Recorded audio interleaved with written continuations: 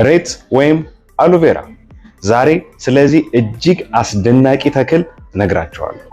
ተፈጥሯዊ ምግብ ነው ማለት የግድ ሴፍ ነው ማለት አይደለም። ሬት ሊያድንም ሊጎዳም ይችላል፣ እንዳጠቃቀማችን። ሙሉ መረጃውን ለማግኘት ቪዲዮውን እስከ መጨረሻው ተከታተሉ። ለሚወዷችሁ ለወዳጆቻችሁ ሼር አድርጉ፣ አካፍሉ። ሬትን ለተከታታይ 14 ቀናት ወይም 2 ሳምንት ብንጠቀም በመላ ጤናችንና አካላችን ላይ ምን የሚፈጠር ይመስላችኋል?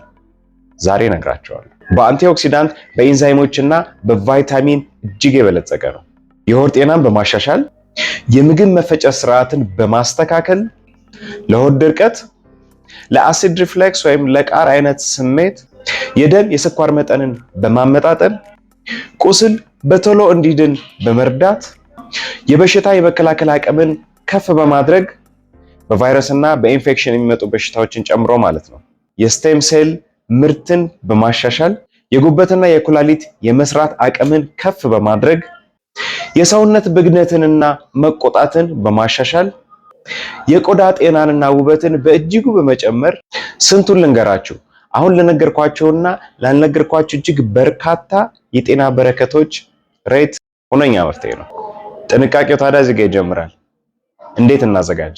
ፍሬሽ የሆነውን ሬት ቆርጠን አጥበን ቢጫው ክፍል እንዲወጣ ውሃ ውስጥ ለተወሰነ ጊዜ እንዘፈዝፈውና ቀሪውን የውሃ ቀለም ያለውን ክፍል ለአንድ ጊዜ ጥቅም ከ1 እስከ 2 የሾርባ ማንኪያ በመመጠን ከውሃ ጋር በመፍጨት እንዳስፈላጊነቱ ሎሚ ጨምረን ማዘጋጀት ይቻላል።